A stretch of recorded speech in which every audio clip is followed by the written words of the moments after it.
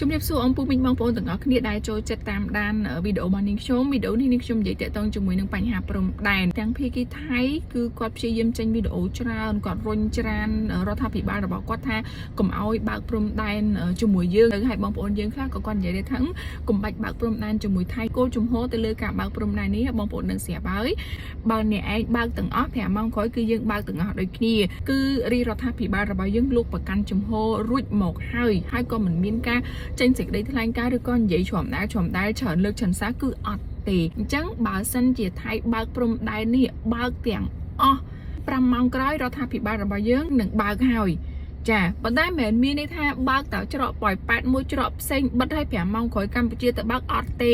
បើអ្នកឯងបើកទាំងអស់5ម៉ោងក្រោយគឺយើងបើកទាំងអស់ដូចគ្នាអញ្ចឹងគោលជំហរតាក់ទងជាមួយនឹងបញ្ហាព្រំដែននេះគឺរាជរដ្ឋាភិបាលលោកបានដាក់ចេញតាំងពីដំបូងហើយអញ្ចឹងអត់មានអីប្រែប្រួលទេហើយក៏អត់មានកម្ពុជាទៅសុំថៃបើកដែរហើយមួយវិញទៀតដោយនាងខ្ញុំនិយាយកាលពីវីដេអូមុនអញ្ចឹងថា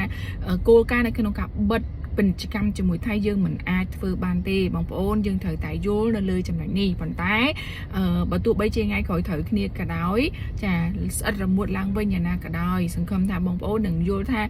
គោលការណ៍នៅក្នុងការគ្រប់គ្រងទៅលើទំនិញគឺស្ថិតនៅក្នុងដៃយើងខ្លួនឯងទេពីព្រោះបន្ទាប់ពីចុះហត្ថលេខាលើកិច្ចព្រមព្រៀងមកបងប្អូនខ្មែរយើងមួយចំនួនគាត់ចាប់ដើមមានអារម្មណ៍ភ័យព្រួយបារម្ភជាពិសេសអ្នកដែលគាត់ជាអ្នកផលិតនៅក្នុងស្រុកអញ្ចឹងគាត់មានការព្រួយបារម្ភទៅលើបញ្ហាហ្នឹងថាបងប្អូនយើងងាកទៅរកការគ្រប់គ្រងផលិតផលនាំចូលច្រើនជាងផលិតផលដែលគាត់ផលិតអញ្ចឹងឯដែលសំខាន់គោលជំហរបើទោះបីជាព្រំដែនបើកឬក៏មិនបើកឬក៏បើកវិញទំនិញចូលធម្មតាវិញតែរំពឹងទៅលើបងប្អូនខ្លួនឯងដូចគ្នាហើយមួយវិញទៀត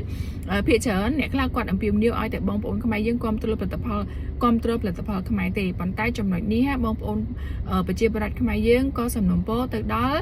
អ្នកផលិតដូចគ្នាដែរធ្វើម៉េចបើចង់ឲ្យបងប្អូនយើងគ្រប់គ្រងសូមកុំឲ្យមានស្តង់ដារ2ស្តង់ដារ2នឹងមិនស្តង់ដារ2មានន័យថាការផលិតលក់នៅក្នុងស្រុកនៅក្នុងទំហំកម្រិតគុណភាពគឺម៉ាល្មមចាប៉ុន្តែការផលិតសម្រាប់នាំចេញគុណភាពកម្រិតល្អជាងការប្រើប្រាស់នៅក្នុងស្រុកអញ្ចឹងគាត់សុំកុំឲ្យមានស្តង់ដារ2បែបហ្នឹងបើសិនជានាំចេញផលិតកម្រិតល្អបែបណាគឺនៅក្នុងស្រុកសុំឲ្យល្អបែបហ្នឹងដូចគ្នាចាហ្នឹងគឺគាត់គ្រប់គ្រងហើយមួយវិញទៀតតកតងជាមួយនឹងការផលិតអ្នកដែលមិនបានផលិតនាំចេញអ្នកផលិតគប់គង់នៅក្នុងស្រុកហ្នឹងក៏ដូចគ្នាដែរសូមឲ្យផលិតប្រកបទៅដោយគុណភាពសូមឲ្យពិចារណារកវត្ថុធាតុដើមណាដែលល្អហើយអាចផលិតចេញនៅក្នុងតម្លៃសមរម្យមួយដែលឲ្យបងប្អូនខ្មែររបស់យើងគាត់អាចមានលទ្ធភាពនៅក្នុងការទិញនេះខ្ញុំជឿជាក់ថាមិនមានអ្នកណាម្នាក់មិនចង់ជួយគ្រប់គ្រងផលិតផលខ្លួនឯងទេប៉ុន្តែគ្រាន់ថាផលិតផលដែលជំនួសនោះវាមកវាមានគុណភាពល្អវាមានតម្លៃទាបជាងអញ្ចឹងជាភាពគាត់បានប្រើបានតែរបស់នាំចូលដែលគុណភាពប្រហាក់ប្រហែលគ្នាហើយតម្លៃធូរជាងនោះគាត់ទៅយកអានោះហើយគាត់មិនចង់គ្រប់គ្រងប៉ុន្តែឲ្យយើងផលិតនៅក្នុងស្រុកនេះវាមានតម្លៃរៀងខ្ពស់ជាងអញ្ចឹងទៅគាត់ចង់មិនចង់គាត់បង្ខំចិត្តដែរដោយសារជីវភាពចាដោយសារជីវភាពអញ្ចឹងពិចារណាស្វែងយល់ទាំងអស់គ្នានៅត្រង់ចំណុចហ្នឹងយើងពិគ្រោះគ្នាទៅមើលថាតើអាចធ្វើយ៉ាងណាផលិតប្រកបដោយគុណភាពល្អថ្លៃ